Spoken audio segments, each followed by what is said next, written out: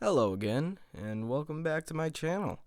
Today I'm going to be reviewing the NECA 1964 Godzilla, aka the Godzilla against Mothra NECA Godzilla figure.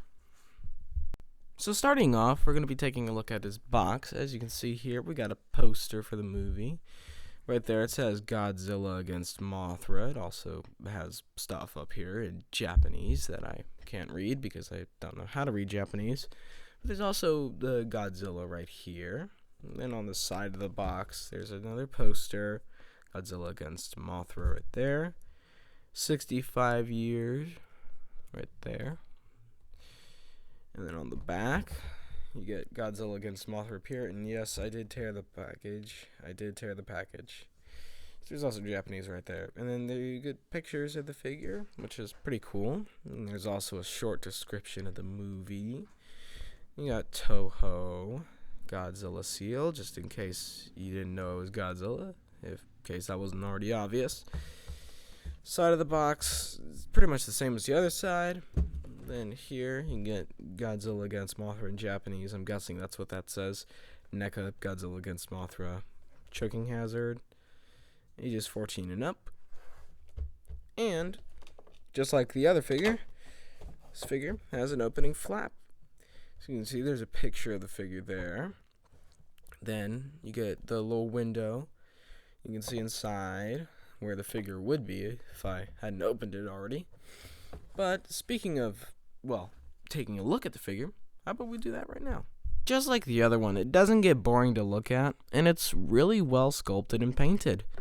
The spines are just as amazing.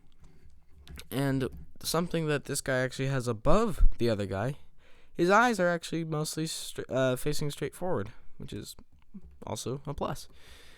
And something that always bothered me, or at least kind of made me question why it's there, is these eyebrows. Why are they so shiny? Like, it's not even the figure. It's like the suit's eyebrows were also shiny like that. It's just really strange. But anyways, other than the weird eyebrows, this figure actually is really fun to just look at. It's not boring to look at.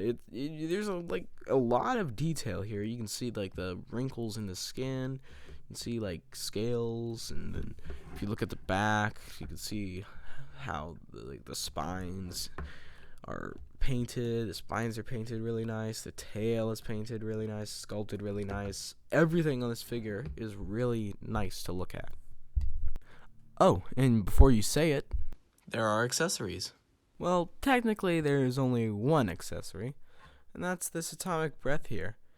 All you gotta do to install it into his mouth is open it, and you can see here there's a little flat part here. You can take his mouth, you put it in there, and once that flat part goes behind his bottom teeth, then it stays in there, and then bam, you got atomic breath. So depending on how what way you angle his head is where the atomic breath is gonna go, basically. And that's pretty much as far forward as you can get with it, but even then it's still not bad. Although I do wish it was blue, because it kind of looks like spoiled milk right now. But enough about accessories and atomic breath. Let's talk about his posability. So to start off with, you get a ball joint at the head right here. And as I have mentioned before, there's a hinge joint at the mouth. There's also a ball joint here at the neck. It's kind of limited though. You can get a swivel. Look down and up, and also I forgot to mention the other guy over here. He can also look down and up. So he's got a ball joint at his arm. Oop, you can't see that. He's got a ball joint here at his arm. Can swivel. He's also got a decently tight swivel hinge at his elbow.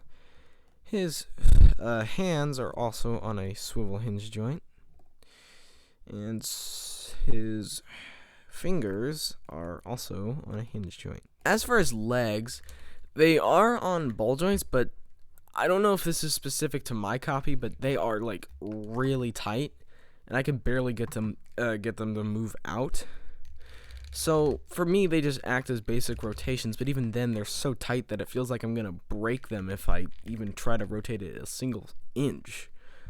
But other than that, there's also a really tight hinge joint at the legs. Not as tight as the other figure, but if anything, that makes it more fun to handle because it's not as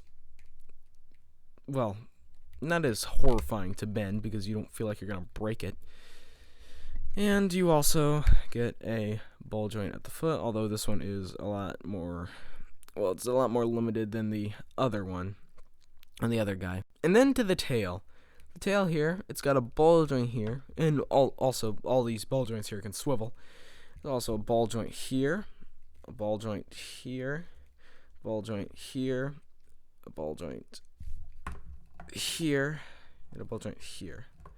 So the super articulated tail, it's not as long or articulated as the other guy's tail, but hey, at least this part came disassembled in the box. At least it stays on.